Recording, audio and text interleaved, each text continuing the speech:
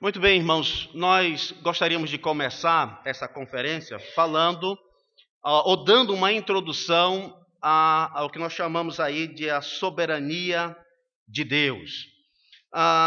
Em dizer, irmãos, que Deus é soberano, queremos dizer que Deus, por ter criado tudo que existe, é possuidor de tudo e tem controle completo de tudo. E não há nada, note, nada que não seja feito por Ele ou permitido por sua vontade. Nas Sagradas Escrituras, nós temos várias passagens que vão comprovar isto. Já em Gênesis, nós vemos, irmãos, ali no início, com os dois primeiros nomes do Senhor Deus. Se você olhar na sua Bíblia, em Gênesis, capítulo 1 e o versículo 1, lá você vai encontrar o seguinte, diz assim: no princípio criou Deus os céus e a terra. Já aí, através desse nome, Deus, Elohim, nós vemos o poder soberano de Deus de chamar à existência as coisas que não existiam, como diz Hebreus 11:3, que fala que pela fé entendemos que foi o universo formado pela palavra de Deus, de maneira que o visível veio a existir das coisas que não aparecem. Então já imaginou? Nada existia, e ele chama do nada as coisas que nós vemos hoje. Depois do capítulo 1, nós entramos no capítulo 2 de Gênesis, e lá nós vemos pela primeira vez o nome Iavé, ou Javé, ou Ihová, ou Jeová.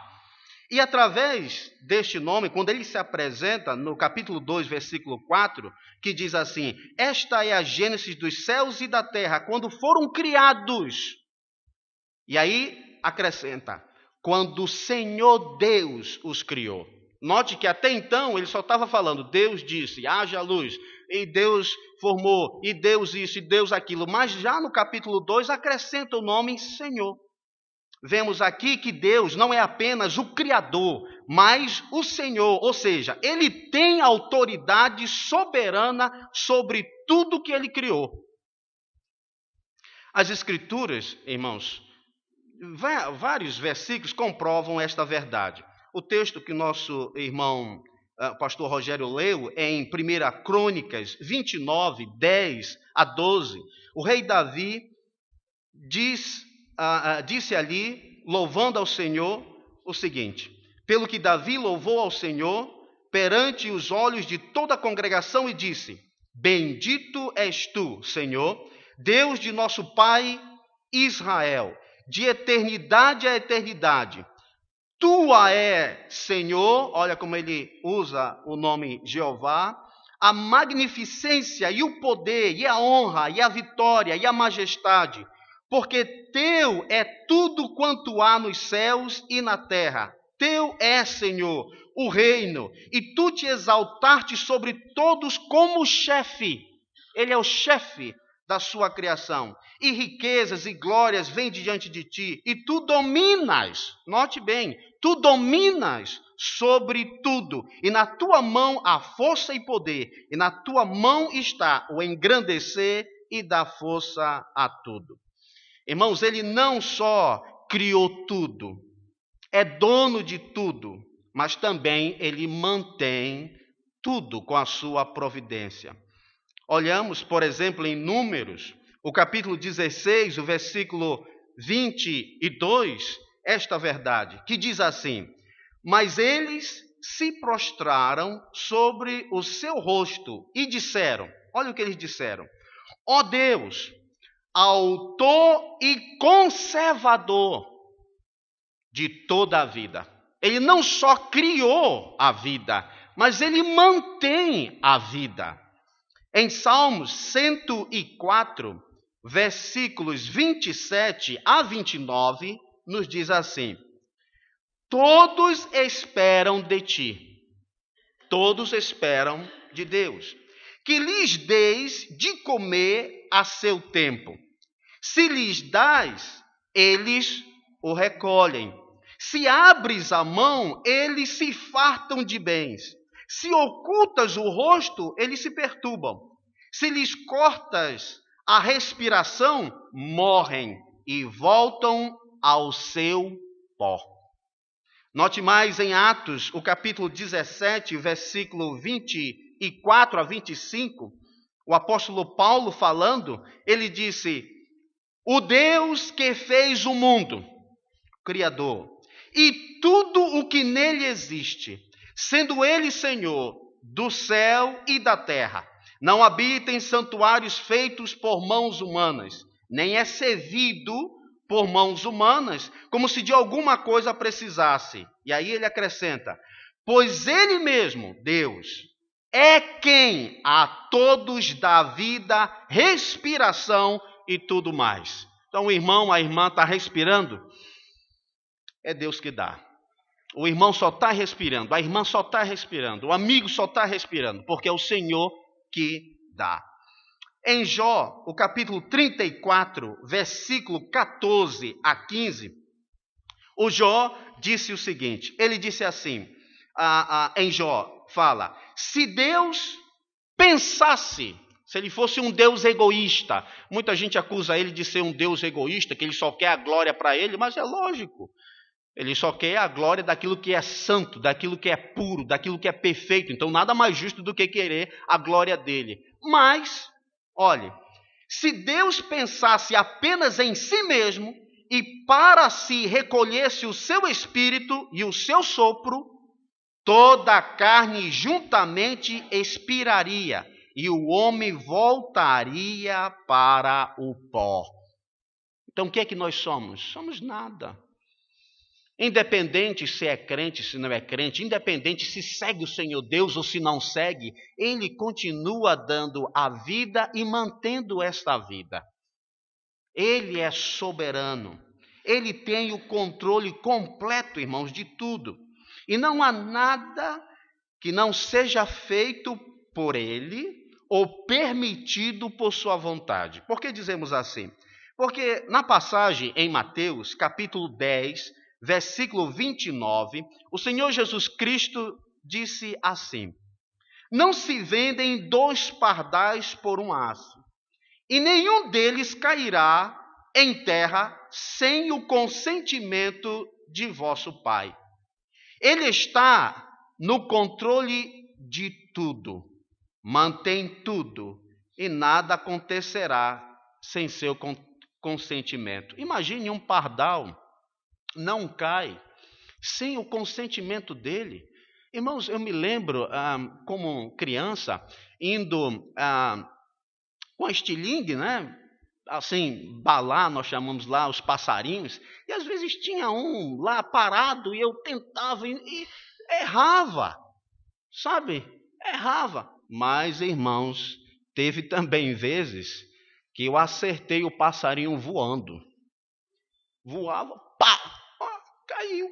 Mas interessante, aquele outro parado, gastava e não caía. Hoje eu entendo por quê. Nenhum pardal, irmãos, cai sem o consentimento dele. Ora, se o pardal só cai com o consentimento dele, imagine um avião com 200 pessoas. Um avião com 100 e tantas pessoas. Será que ele não está no controle? Será que é o acaso que aconteceu? Não, se ele controla um voo de um pardal, imagine um voo com muitas pessoas. Um carro. Ele dirige tudo, irmãos, ele tem o controle absolutamente sobre tudo.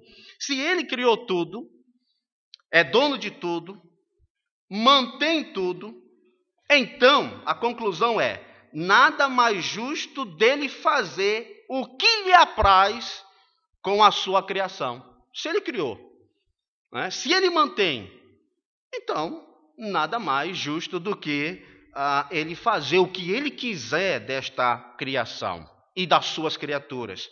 Exemplo, Salmos 115 e o versículo 3. Olha o que diz, nós vemos essa verdade escrita. No céu está o nosso Deus, e tudo faz como? Como lhe apraz. Tudo ele faz como lhe apraz. Tudo ele faz como ele quer. como ele gosta. Em Mateus capítulo 20, o versículo 15, nos diz assim: porventura, essa passagem é aquela passagem, o irmão sabe que ele, de manhã, ele chama um trabalhador e diz que vai pagar tanto para ele, aí depois, mais ao meio-dia, ele contrata um outro, aí durante a tarde ele contrata um outro, e aí chama para ajustar a conta, e um deles reclama. E aí, olha o que Jesus Cristo aqui falando diz: porventura, não me é lícito fazer o que quero do que é meu? Ele é o Criador, ele é o mantenedor, portanto, irmãos, ele tem o controle de tudo e ele faz com o que é dele o que ele quer. Romanos capítulo 9, versículo 21, o apóstolo Paulo também fala desta verdade. Olha o que diz lá em Romanos 9, 21. Ou não tem o oleiro direito sobre a massa? Note, ele criou a massa. Foi ele que criou a massa. Então não tem o oleiro direito sobre a massa? Para do mesmo barro fazer um vaso para honra e outro para desonra. Ele é o oleiro.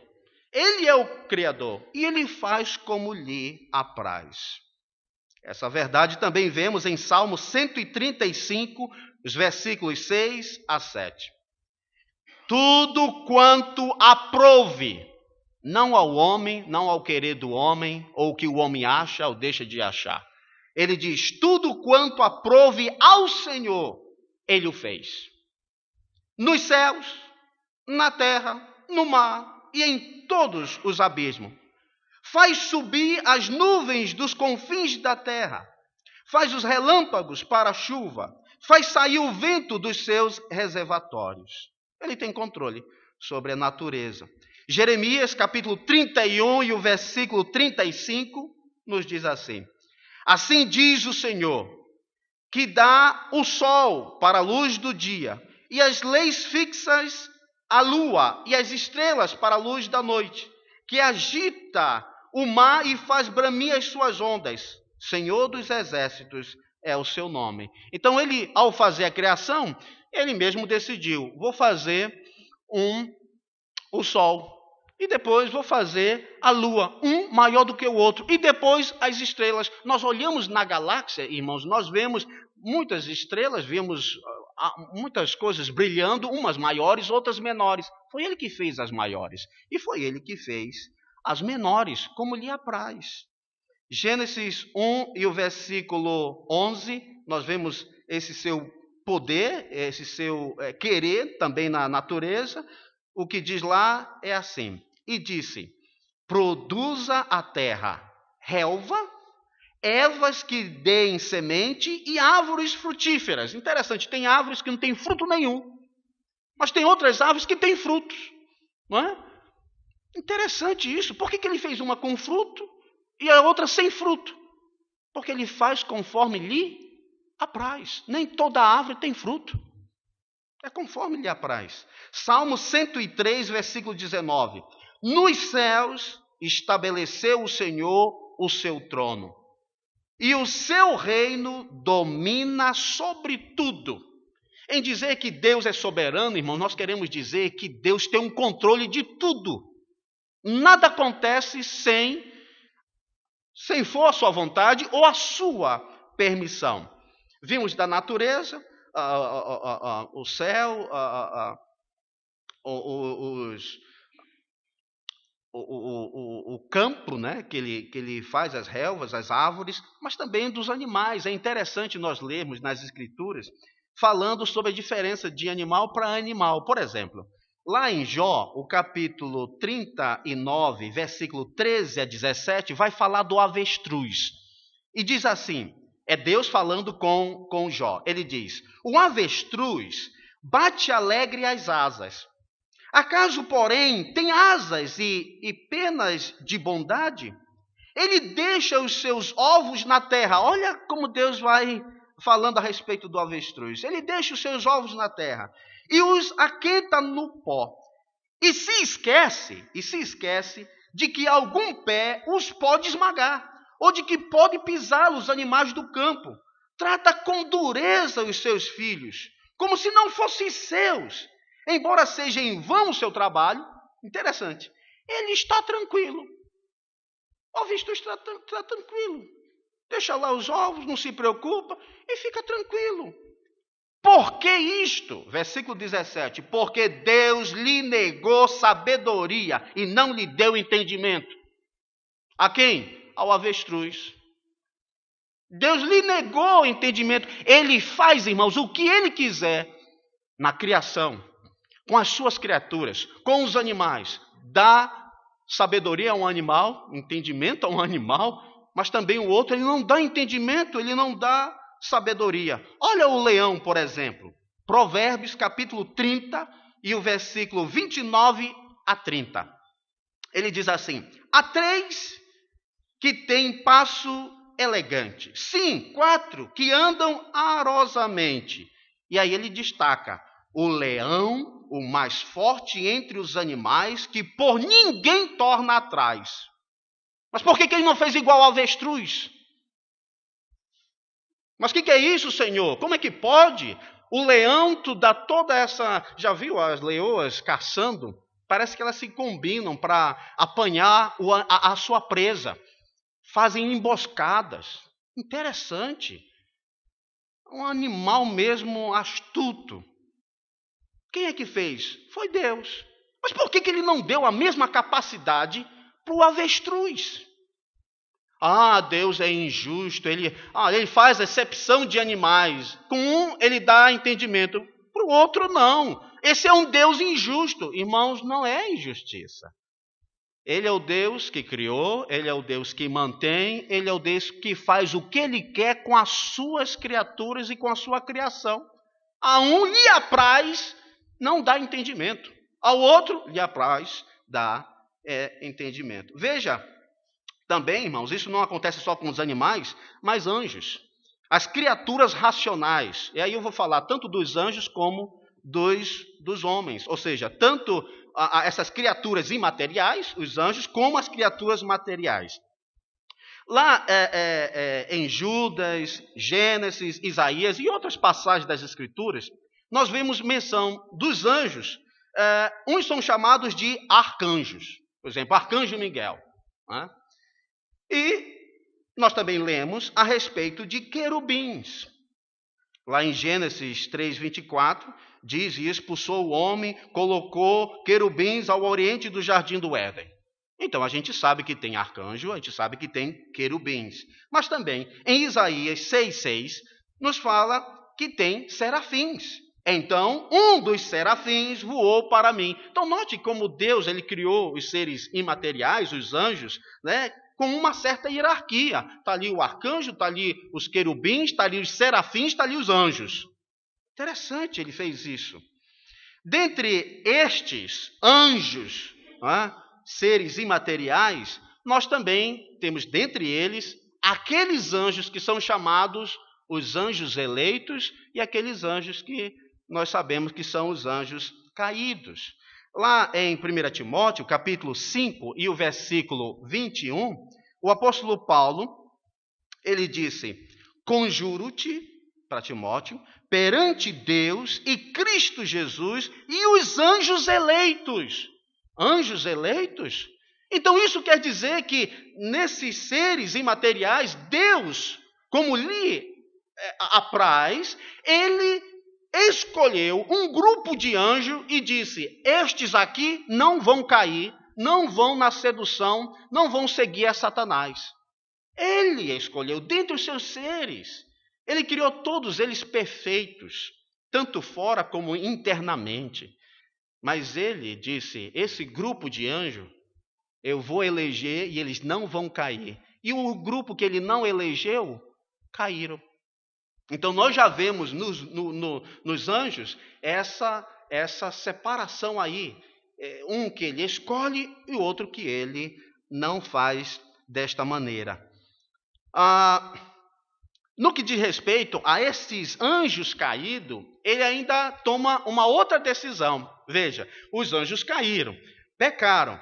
Mas lá em Hebreus, o capítulo 2, versículo 16, nos diz o seguinte: pois ele, Deus, evidentemente é claro, é notório, é como ele está dizendo aqui, não socorre anjos. Interessante. Os anjos caídos pecaram e Deus, irmãos, não se propôs, não quis, não fez absolutamente nada para providenciar um meio de salvação para os anjos caídos. Por que não? Ele faz tudo como lhe apraz. Você já se perguntou nisso? Já se perguntou? Por que ele não faz nada para salvar o diabo e os seus anjos? Ele não providenciou nada, irmãos. Ele decidiu, não vou socorrer anjos. Mas ele diz aqui, mas socorre a descendência de Abraão. Interessante. Irmãos, humanamente olhando, Deus ganharia mais salvando os anjos do que a nós. Humanamente olhando. Você fica velho. Você se cansa, você precisa de comer, você é um barro, você é pó, você é fraco. Os anjos caídos não precisam descansar, são incansáveis, não precisam de comer, beber, já estão aí antes de Adão, ainda estão por aí. São seres poderosos, fazem descer fogo do céu, mexer na natureza, interessante. Eles têm muito mais poder do que nós. Deus ganharia mais, humanamente olhando, salvando esses seres, nós. Mas, irmãos, ele não quis fazer isto. Por quê? Porque ele faz o que quer com a sua criação e as suas criaturas. Olha o controle de Deus e a soberania de Deus no que diz respeito aos homens. Por exemplo, na distribuição dos dons temporais. Lá em 1 Samuel, o capítulo 10 e o versículo 23, falando a respeito de Saul, diz assim, estavam procurando Saul e diz que correram e o tomaram dali. Estando ele no meio do povo, Saul no meio do povo, era o mais alto e sobressaía de todo o povo do ombro para cima. Ou seja, na distribuição dos dons temporais, o Senhor Deus ele fez um homem maior, mais alto. Mas também fala lá em Lucas, o capítulo 19, o versículo 2 e 3, menciona a respeito de um homem chamado Zaqueu, que diz assim: eis que um homem chamado Zaqueu, maioral dos publicanos e rico, procurava ver quem era Jesus, mas não podia por causa da multidão, por ser ele de pequena estatura. Mas como é que pode, Senhor? Tu criaste aquele homem ali muito alto e me criaste um anão. Vocês já pararam para se perguntar nisso, irmãos? Ele é o Deus Todo-Poderoso. Ele controla tudo, ele faz o que ele quer com a sua criação, com as suas criaturas. Então ele faz um alto, faz um baixo, faz um bonito e faz um feio. Quem é que faz isto? É Deus. Nós, irmãos, estamos acostumados a olhar as coisas assim. Aquela ali é coisa boa, foi Deus que fez. Aquilo ali não. Não foi Deus. Aquele ali, Deus não fez, não. Ele tem controle de tudo. É Ele que faz tudo. Olha, por exemplo, irmãos, em João 9, versículo 1 a 3. A Bíblia nos diz o seguinte: que caminhando Jesus, viu um homem cego de nascença. Já imaginou? Um homem cego de nascença. Mas nós aqui, irmãos, podemos ver. Mas esse homem nasceu cego. Mas o que foi que ele fez? Essa era a pergunta dos discípulos. Senhor, quem foi que pecou? Foi ele ou foi seus pais para que nascesse cego? E aí nós vemos a resposta de Jesus no versículo 3. Nem ele pecou, nem seus pais. Então por que ele nasceu cego? Mas foi para que se manifeste nele as obras de Deus. Ainda bem que esses evangélicos modernos hoje não estavam naquele tempo. Sabe por quê? Porque tinham expulsado o demônio daquele homem. A cegueira é um demônio que tem lá, vamos expulsar esse demônio porque isso não é de Deus. Mas Jesus Cristo disse, essa cegueira aconteceu na vida dele. Ele nasceu cego para glorificar o nome do Senhor. Você consegue ver a glória de Deus numa doença? Consegue ver? Mas ele pode estar glorificando o seu nome numa doença. Ele é o Deus todo soberano. Ele tem controle de tudo. Tudo ele faz para um propósito. E o propósito é o quê? A glória dele. É a glória dele. Diz também em Atos capítulo 3 e o versículo 2, que era levado um homem coxo de nascença. Veja, ele é coxo de nascença. Mas quem fez ele nascer coxo? Foi Deus. Foi Deus que fez isso. Colocava ali diariamente. Mas, irmãos, você tem 2 pernas, você pode andar, você pode ver. Ele fez, pela sua vontade, que você nascesse alguém que pudesse ver. E tem outros, irmãos, que nasceram cegos. Quem é que faz isso? É Deus. Ele tem controle sobre tudo. Mas vemos mais, por exemplo, nas distribuições em termos de dons salvíficos. Os dons salvíficos, ou seja, quem Deus quer salvar e quem Ele não quer salvar. E aí que a coisa fica assim um pouco, não, mas o que é isso? Interessante. Ninguém aqui, eu nunca ouvi ninguém chegar e querer advogar a questão do diabo. Epa, mas espera aí, Senhor, que negócio é esse? Os anjos pecaram, o Senhor não providencia a salvação. Ninguém sai como advogado do diabo para procurar salvação para ele. Mas Deus não pode escolher um grupo para salvação e rejeitar um outro grupo. Não, isso é injustiça. Ah, irmão, se isso é injustiça, a injustiça já começou desde o céu. Ele elegendo uns anjos eleitos e outros que ele deixou cair. Em termos das 2 criaturas imateriais e materiais, as imateriais ele disse, não vou salvar. E as materiais, alguns deles eu vou salvar. Como ele diz, ele não socorre a anjos, mas socorre a descendência de Abraão. Mas nem todo mundo é descendência de Abraão. O apóstolo Paulo mostra nas Sagradas Escrituras que os verdadeiros filhos de Abraão são os da fé. Todos aqueles que vão acreditar no Senhor Jesus Cristo. Foi esse que ele mesmo determinou salvar. Ele é o Deus Todo-Poderoso. Ele faz o que ele quer com as suas criaturas. Vimos então os anjos comparado com os homens. Ele não quis salvar os anjos caídos e se propôs a salvar um grupo dentro da humanidade que é a descendência de Abraão. Mas olha, no Antigo Testamento nós vemos uma diferença. Se você ler o Antigo Testamento, você vai ver em destaque o povo israelita e as outras nações que viviam sem Deus. Olha em Deuteronômio, o capítulo 7, versículo 6 a versículo 8. Olha o que o Senhor Deus diz: porque tu és povo santo ao Senhor, teu Deus.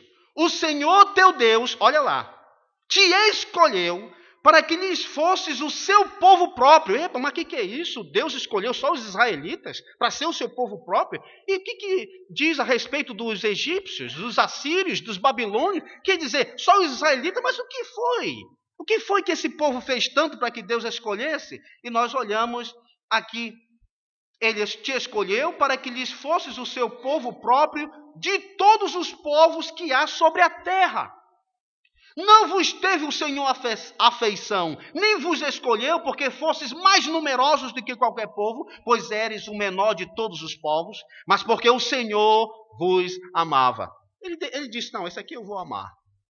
Mas ele não escolheu os babilônios. Você pode ver no Antigo Testamento salvação só por intermédio do povo de Israel. Tinha que entrar no povo de Israel, Ruth e outros assim, o povo de Israel e as outras nações. O próprio apóstolo Paulo, falando em Efésios capítulo 2, ele disse, olha irmãos, no passado vocês estavam sem Deus. No passado vocês estavam sem esperança. Já imaginou? Uma nação ele escolhe. Mas por quê? Ora, Abraão, irmãos, era um pagão que vivia da além do Eufrates. Qual foi a diferença? Ele quis fazer assim. A sua bondade. A gente vê entre os eleitos e não eleitos também. Por exemplo, a fé, nós vemos que é um dom de Deus. Efésios capítulo 2, 8 e 9. Ele não dá esta fé a todos. Ninguém nasce com fé. O ser humano, embora que a gente diga assim, olha, tenha fé em Deus, a gente fala dessa maneira, mas não porque a gente vê que a pessoa tem fé em si. Ninguém nasce com fé dentro de si. Diz-nos aqui em 2 Tessalonicenses, O capítulo 3, versículo 2, o apóstolo Paulo mostrando essa verdade, mostrando que a fé não é de todos. A fé é um dom de Deus e Deus não dá a todos. Olha o que diz. Orem por nós, para que sejamos livres dos homens perversos. 2 Tessalonicenses 3, 2. Para que sejamos livres dos homens perversos e maus, porque a fé não é de todos. A fé não é de todos.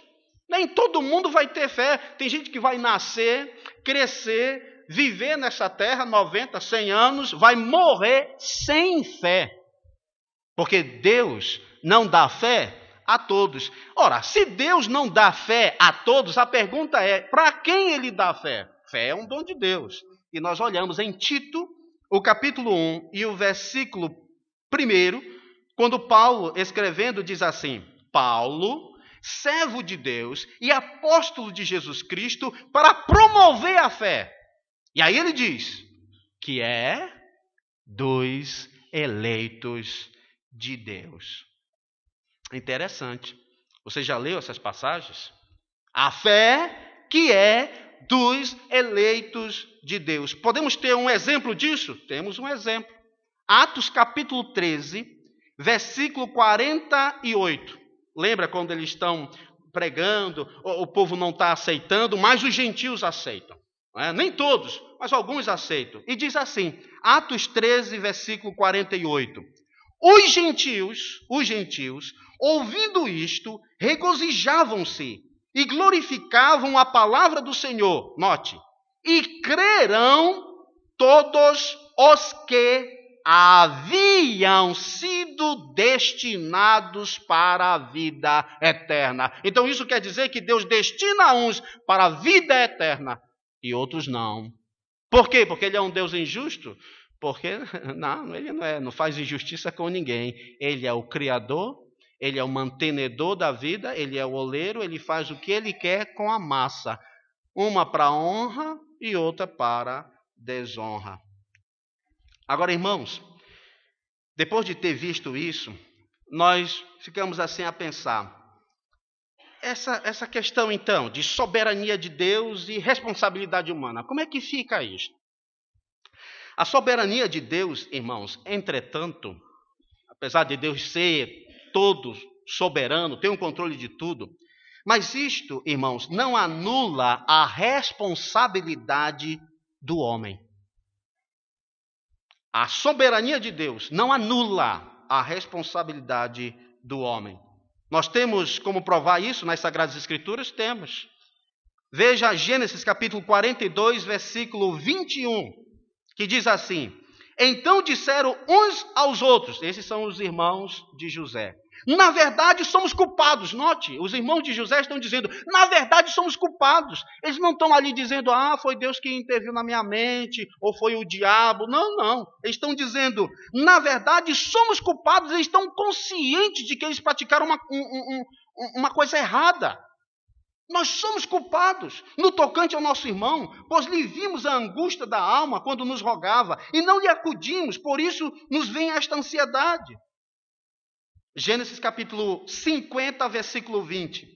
Olha o que José respondeu aos seus irmãos. Vós, na verdade, intentastes o mal contra mim. Note aí, irmãos. Eles são responsáveis. O José joga completamente a responsabilidade em cima deles. Olha, vocês intentaram mesmo o mal contra mim. Essa foi a intenção de vocês. Mas olha o que ele diz mais. Porém, Deus o tornou em bem. E não em bem, para fazer, como verdes agora, que se conserve muita gente em vida. Então, Deus é soberano, mas o homem é responsável. Outro exemplo, o de Judas. Em Marcos 14, 21, o Senhor Jesus Cristo ele disse o seguinte: Pois o Filho do Homem vai, como está escrito a seu respeito. Interessante, já foi escrito há muitos anos atrás a respeito que o Cristo iria morrer. Mas olha o que ele diz: mas ai daquele por intermédio de quem o Filho do Homem está sendo traído. Já imaginou? Ai daquele. Deus é soberano e o homem é responsabilizado. Melhor lhe fora não haver nascido. Note, irmãos, como Judas se sentiu depois de ter traído. Em Mateus 27, versículo 3 a 4, diz assim: então Judas, o que o traiu, vendo que Jesus fora condenado, tocado de remorso, note, ele está sentindo, eu sou culpado mesmo, tocado de remorso, devolveu as 30 moedas de prata aos principais sacerdotes e aos anciãos, dizendo: pequei, traindo sangue inocente. Eles, porém, responderam: que nos importa? Isso é contigo. Mas já tinha sido ordenado lá. Aliás, irmãos, a Bíblia diz que o Cordeiro de Deus foi imolado, foi morto desde a fundação do mundo. Ou seja, antes que houvesse um pecador, já havia um Salvador. É interessante isso. Veja também essa questão entre a soberania de Deus, a responsabilidade do homem, no que diz respeito às autoridades na época do Senhor Jesus Cristo, que eles fizeram tudo aquilo levando Jesus Cristo para ser crucificado. Lá em Atos, capítulo 4, o versículo 26 a 28, que fala daquele grupo que começou a orar, né? Por causa das perseguições, eles se reuniram ali para orar.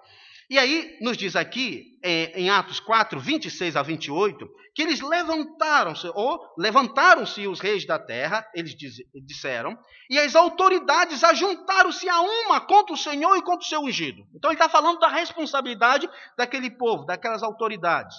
Porque verdadeiramente se ajuntaram nesta cidade contra o teu santo servo Jesus, ao qual ungistes, Herodes, Pôncio Pilatos, com os gentios e gente de Israel. Note, jogando a responsabilidade toda sobre essas pessoas. Mas olha o que ele diz: para fazerem tudo o que a tua mão e o teu propósito predeterminaram.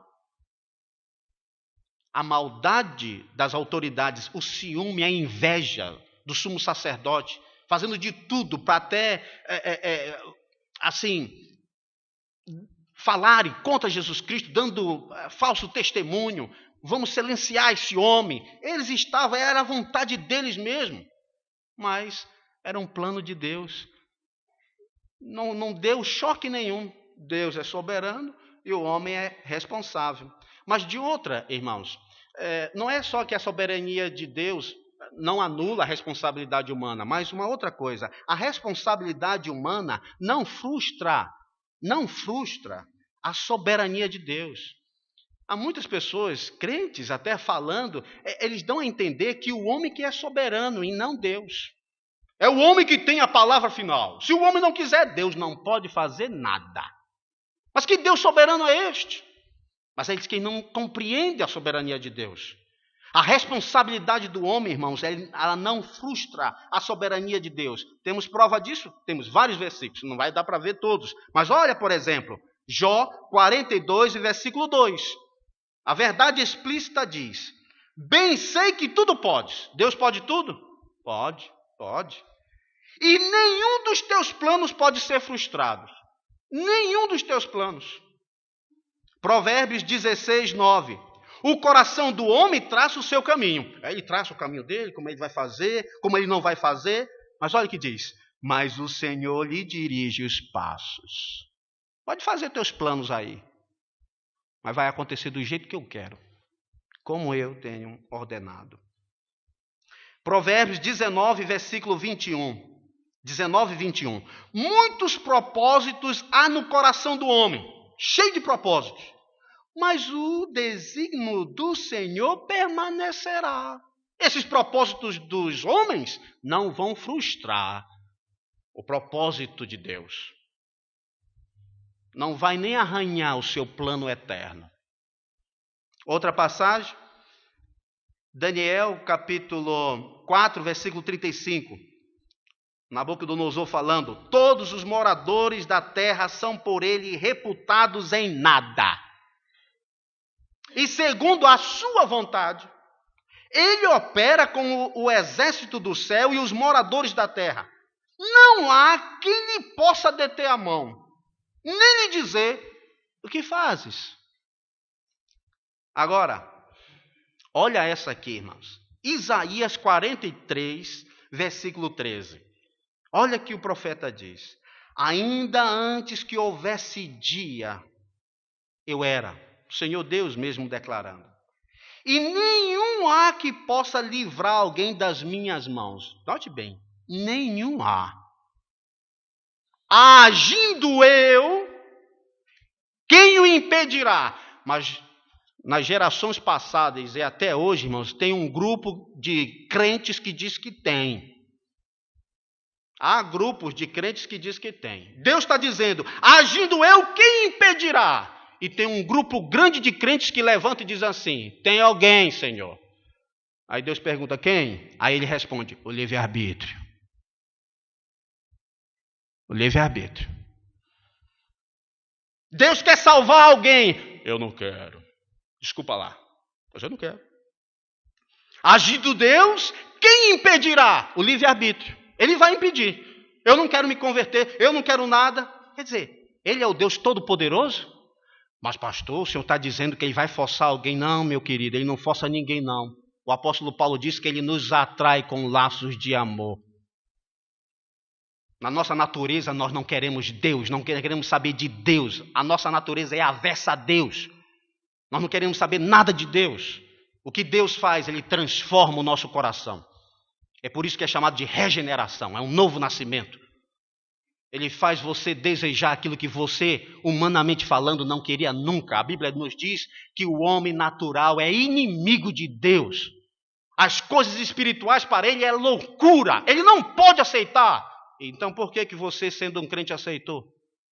Então isso quer dizer que você deixou de ser um homem natural para um homem espiritual. Então quem fez isso na tua vida? Você mesmo não pode fazer. O entípio não pode mudar a sua cor. Ele faz isto. Ele muda. Ele muda.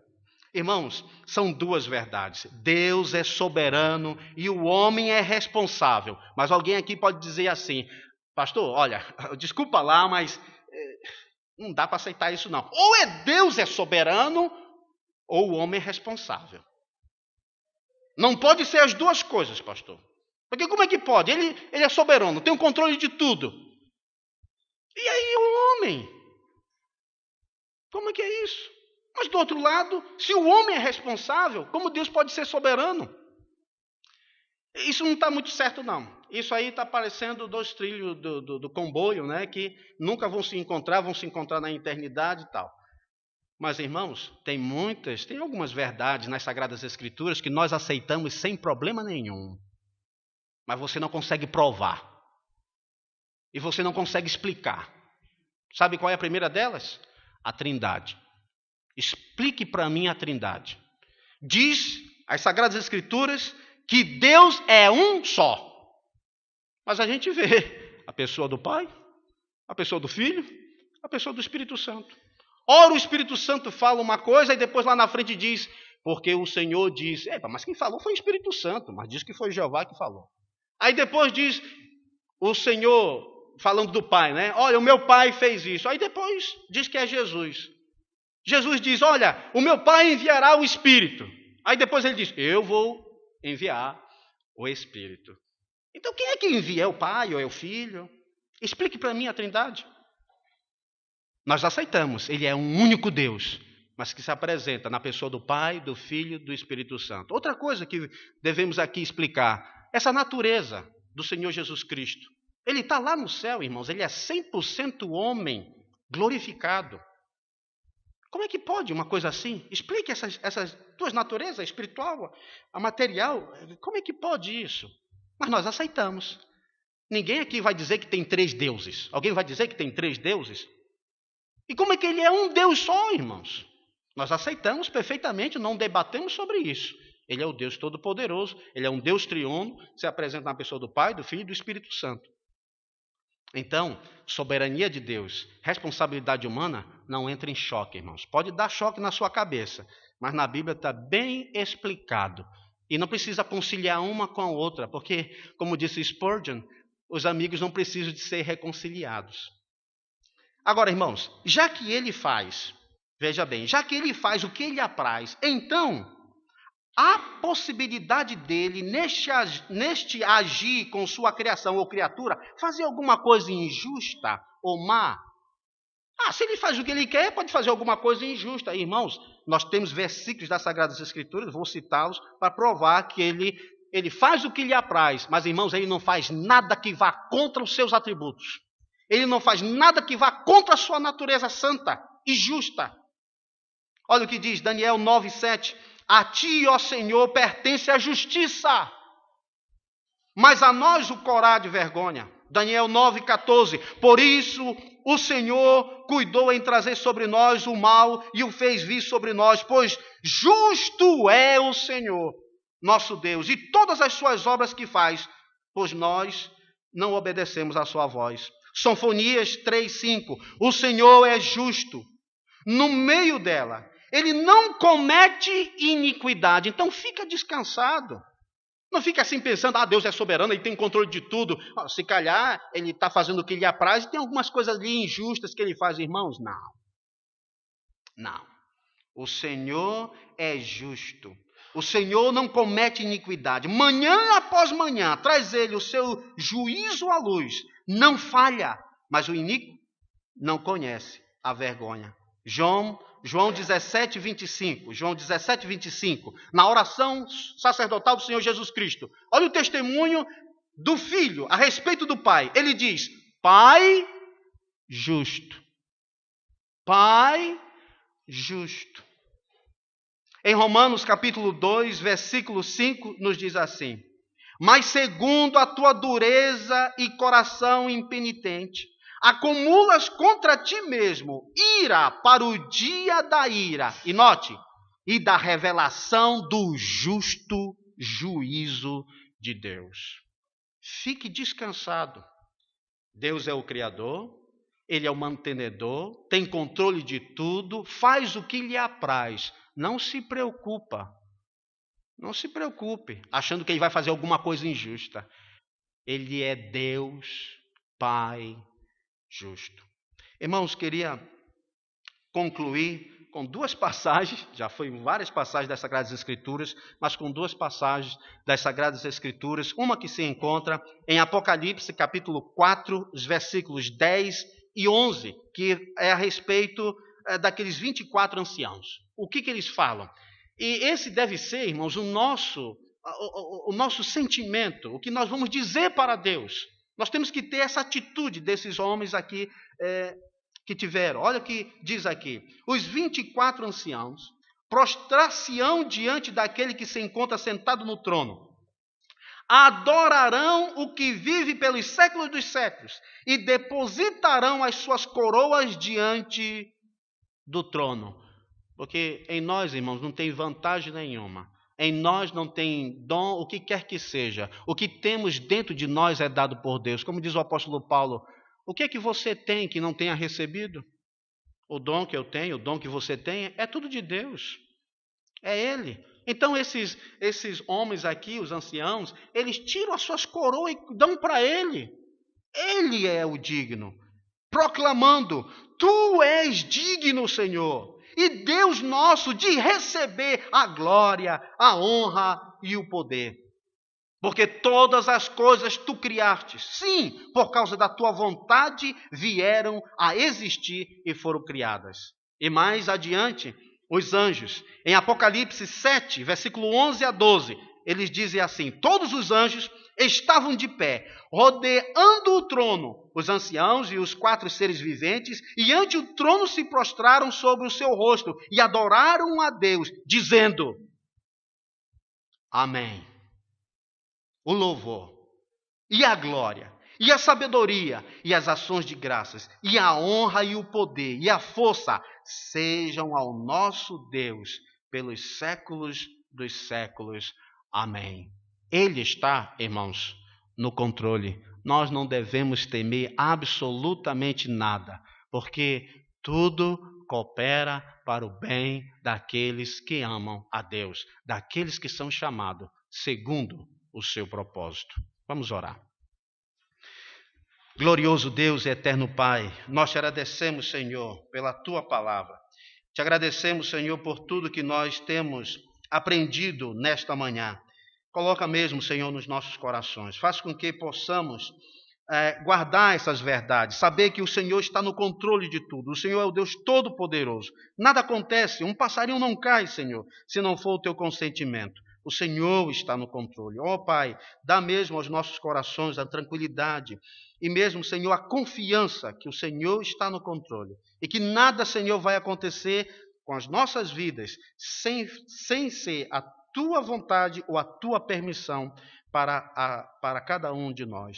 Assim, ó Pai, que o Senhor possa ser com cada irmão aqui, nosso dia, hoje, que o Senhor possa abençoar. Nós te pedimos e oramos no nome de Jesus. Amém.